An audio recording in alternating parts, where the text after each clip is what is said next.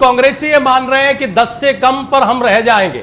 ये बात कांग्रेसी नेता ही मान रहे हैं। क्या कुछ कांग्रेसी नेताओं ने आपसे ये बात शेयर की? नहीं, कांग्रेसी आज कांग्रेस की हालत इस तरह की है कि कांग्रेस में भगदड़ मची हुई है। रोजाना कांग्रेस के बड़े बड़े नेता ये आरोप लगा करके कांग्रेस से किनारा कर रहे हैं कि हम इस भूपेंद्र सिंह हुड्डा के नेतृत्व में चुनाव नहीं लड़ेंगे, इसने हरियाणा प्रदेश का भट्टा बिठा दिया। ये बात जो हम 10 साल से कह रहे हैं लगातार है कि इस मुख्यमंत्री ने इस प्रदेश को लूट करके खा लिया, इस प्रदेश को बहुत पीछे ले गया, इस प्रदेश की हालत इसने बिहार से भी ज्यादा खराब कर दी। जो बात हम 10 साल से कह रहे हैं, अब तो कांग्रेसी स्वयं इस बात को मानते हैं और सारे कांग्रेसी ये बात आज आपके मंच से आपके सामने बैठ करके टेलीविजन पे आकर के ये बात कहते हैं। आपने पीछे वीरेंद्र सिंह का देखा था, उसके बाद कैप्टन अजय सिंह जो वरिष्ठ थे उन्होंने यहां तक कि इस्तीफा दे दिया और जाकर के चैनल पे बैठ करके ये बात भी कही कि मैंने 13 पटवारियों के नाम दिए थे, 13 में से मेरा एक लगाई, इसने मेरे साथ भेदभाव किया। ये देखो किस तरह से नौकरियों में अपनी मंदर बांट कर रहे हैं, किस तरह से उन बच्चों के भविष्य के साथ खिलवाड़ कर रहे हैं जो बच्चे आज मेरिट पे आकर के हरियाणा प्रदेश की सरकार में कहीं जॉब ज्वाइन कर सके। आज उन सब की अनदेखी हो रही है।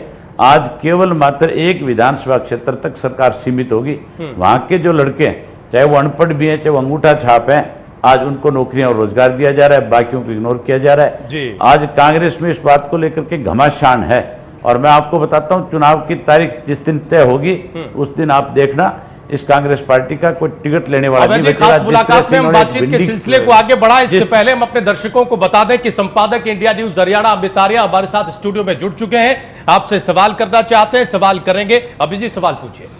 अभय जी आपका स्वागत इंडिया न्यूज हरियाणा में।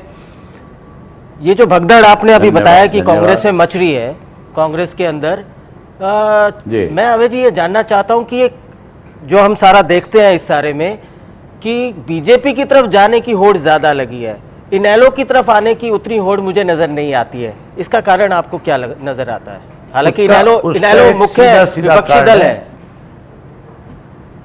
नहीं, इसका एक सीधा सा बड़ा कारण ये है कि हमने बिल्कुल साफ तौर पे ये बात कह दी कि हम किसी उस कांग्रेसी को अपनी पार्टी में शामिल नहीं करेंगे जिसने 10 साल कांग्रेस में मड़ाई खाई है, जिसने इस कांग्रेस में रह करके प्रदेश को लूटने का काम किया है। हम ऐसे लुटेरों को किसी कीमत में अपनी पार्टी में शामिल नहीं करेंगे। हमने जो 62 लोगों की लिस्ट जारी करी है, आप उसमें निगाह मार करके देखिए, आपको पता लगेगा कि कोई ऐसी व्यक्ति को हमने टिकट नहीं दिया जो हमारी पार्टी का कार्यकर्ता ना हो। हमने एक एक ऐसे कार्यकर्ता को चुन चुन कर टिकट दिए जिसने लगातार 10 साल संघर्ष किया है।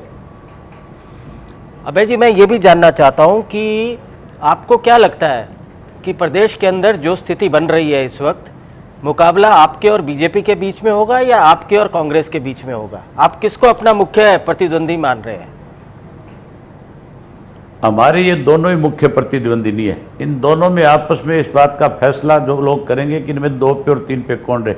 जहां तक कांग्रेस का सवाल है, कांग्रेस 5 सीट भी नहीं ले पाएगी। 87 में कांग्रेस को 5 मिली थी और अब की बार 5 भी नहीं आएंगी। अब की बार तो हालत ऐसी है कि इस कांग्रेस की टिकट को फेंक करके लोग जाएंगे।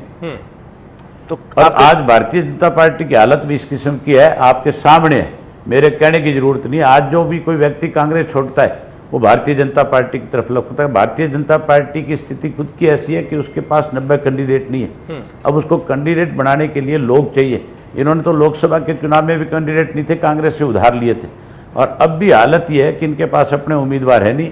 आज तो जो भारतीय जनता पार्टी, जिसका नाम हरियाणा भारतीय जनता पार्टी था, आज उस पार्टी का नाम कांग्रेस भारतीय जनता पार्टी हो गया। तो अभय जी सारे कांग्रेस इसमें अभय जी, लेकिन इधर इसमें कोई दो राय नहीं है कि जो कार्यकर्ता या जो cadre base Indian National Lokdal का है वो किसी के पास नहीं है, इसमें कोई दो राय नहीं है।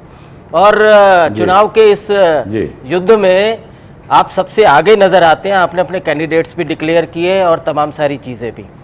मैं ये जानना चाहता हूं कि बीजेपी जहां जिनके पास कार्यकर्ता नहीं है उनके 10-10 मुख्यमंत्री बनने के दावे नजर आते हैं, तो ये बात तो कहीं ना कहीं विरोधाभास नजर आता है। वो तो कहते हैं कि हमारे पास कम से कम 10 मुख्यमंत्री के दावेदार हैं। और इतना ही नहीं अभय जी, वो ये भी कह रहे हैं कि हमने केंद्र का चुनाव तो नरेंद्र मोदी के चेहरे पर जीता ही हम हरियाणा के चुनाव में भी उनके नाम का इस्तेमाल करेंगे और अभी मोदी की लहर चल रही है, हम हरियाणा विधानसभा चुनाव भी मोदी की लहर पर ही सवार होकर जीत कर दिखाएंगे, सरकार बनाएंगे। तो राजीव जी, इसका मतलब तो एक सीधा सा ये हो गया कि ये मोदी जी की जो है, मोदी जी आज देश के प्रधानमंत्री है जी, और ये भाजपा के लोग नहीं चाहते कि मोदी जी इस देश के प्रधानमंत्री रहे, वो तो ये चाहते हैं कि मोदी जी हरियाणा प्रदेश के मुख्यमंत्री बने।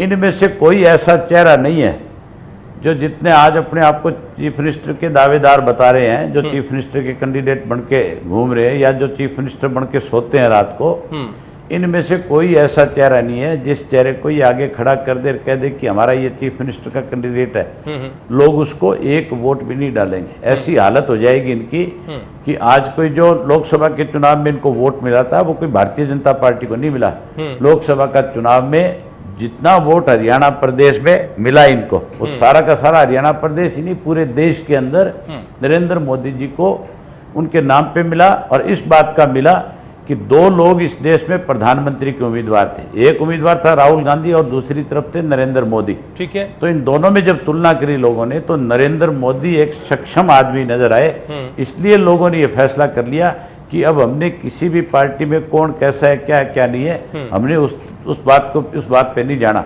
अभय जी आपकी बात सही है, टारगेट बना लिया था। अभय जी आपकी बात सही है, लेकिन हम ये जानना चाह रहे हैं, बनाना है, अभय जी आप जो कह रहे हैं वो बिल्कुल सही है, लेकिन हम जानना ये चाह रहे हैं कि फिर बीजेपी के भीतर ये जो असलियत है जो आप बता रहे हैं, ये बीजेपी के नेताओं को भी पता होगा किस चेहरे पर हमें वोट मिला, ये भी वो अच्छी तरह जानते होंगे। प्रदेश में उनकी राजनीतिक पृष्ठभूमि इतिहास क्या रहा है ये भी उनको पता होगा। फिर ये इतनी जो सर फुटअव्वल है मुख्यमंत्री को लेकर, ये इतने जो सपने देखे जा रहे हैं, ये क्यों है?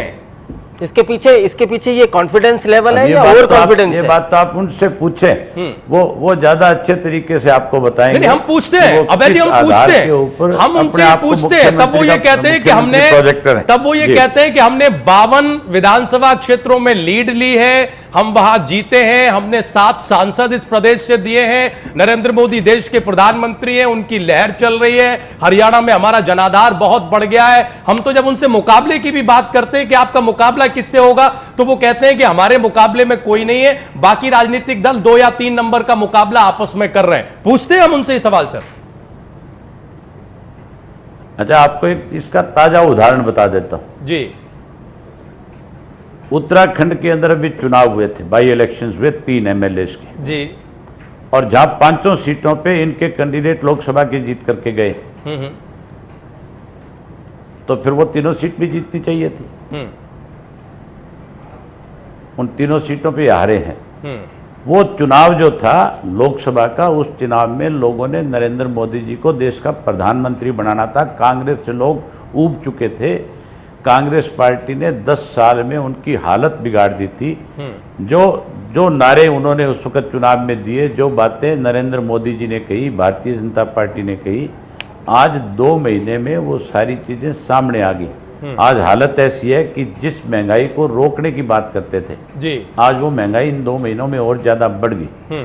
लोग उस दिन को भूले नहीं अब तक, पिछले 10 साल को, और अगले 2 महीने में जो बढ़ा है उससे लोग और ज्यादा दुखी हैं।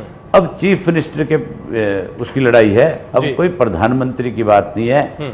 अब आप एक काम करें, आप अपने चैनल के ऊपर एक टोल फ्री नंबर डालें और पूरे हरियाणा प्रदेश के लोगों से कहें कि आप इस नंबर पे फोन करके बताएं कि हरियाणा प्रदेश का अगला मुख्यमंत्री कौन बने। तो आपको हर तरफ से एक ही आवाज सुनने को मिलेगी कि अगला मुख्यमंत्री चौधरी ओम प्रकाश चौटाला हरियाणा प्रदेश का मिले, ताकि आज जिन मूलभूत सुविधाओं से हम वंचित हैं, आज हमारे सामने जो कठिनाइयां हैं, आज जिन दिक्कतों का हम सामना कर रहे हैं, कम से कम चौटाला साहब के मुख्यमंत्री बनने के बाद ये सब चीजें तो खत्म हो जाएगी। हम सुख का सांस ले लेंगे, हमें 24 घंटे बिजली मिलेगी, हमें पानी मिलेगा। अबे जी, इसका मतलब ये हुआ रोजमर्रा की जरूरत की चीज है। अभय जी, जो बात आप कह रहे हैं, इसका मतलब यह हुआ कि अभय चौटाला पूरी तरह से ये कह रहे हैं कि इस बार प्रदेश के चुनावों में किसी भी तरह की नरेंद्र मोदी की लहर नहीं देखी जाएगी। नरेंद्र मोदी की कोई भी लहर अभय चौटाला के मुताबिक विधानसभा चुनावों में नहीं चलेगी। वो देश के प्रधानमंत्री बन चुके हैं। अब हरियाणा में जो चुनाव होगा वो हरियाणा के मुद्दों का चुनाव कहने की बात नहीं है, प्रदेश के लोगों की जबान है। मैं अपनी जबान नहीं बोल रहा, मैं 24 घंटे प्रदेश के लोगों से मिलता हूं, अपने प्रदेश में घूमता हूं, और ये लोगों की जबान है। इसलिए मैंने आपसे कहा है कि आप अपना एक टोल फ्री नंबर डालो ताकि आपको इस बात का पूरी तरह से अंदाजा लग जाए कि आज प्रदेश के हालात क्या है। पर अभय जी, मैं एक चीज इसमें जानना चाहता हूं कि अगर ऐसी स्थिति बनती है चुनावों के बाद कि सरकार बनाने के लिए आप लोगों को, आप दोनों को एक साथ आना पड़ता है, तो ऐसी स्थिति में क्या संभावनाएं नजर आती हैं आपको? क्योंकि आप तो कह रहे हैं कि मोदी की कोई लहर नहीं है, या मोदी जिसको कहते हैं कोई फैक्टर नहीं है, या बीजेपी आपकी फाइट बीजेपी के साथ है। तो आने वाले वक्त में अगर प्रदेश के अंदर ऐसी स्थिति बनती है कि आप दोनों के